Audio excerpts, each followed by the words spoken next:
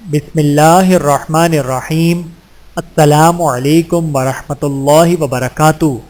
رسول اللہ صلی اللہ علیہ وآلہ وسلم کی دعا کی برکت سے مٹی میں بھی منافع۔ ابو الجعد کے بیٹے حضرت عروہ رضی اللہ تعالیٰ عنہ فرماتے ہیں کہ نبی کریم صلی اللہ علیہ وآلہ وسلم نے انہیں 1 دینار دیا کہ وہ اس سے 1 بکری خرید کر لے آئیں۔ انہوں نے اس دینار سے 2 بکریاں خریدیں، پھر 1 بکری کو 1 دینار میں بیچ کر اصل سرمایہ یعنی وہ دینار بھی واپس کر دیا اور بکری بھی خدمت اقدس میں پیش کر دی۔ آن حضرت صلی اللہ علیہ وآلہ وسلم نے اس غیر معمولی ذہانت اور مستعدی پر ان کے لیے تجارت میں برکت کی دعا فرمائی۔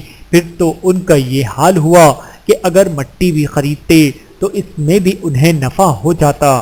بحوالہ صحیح بخاری حدیث نمبر 3642۔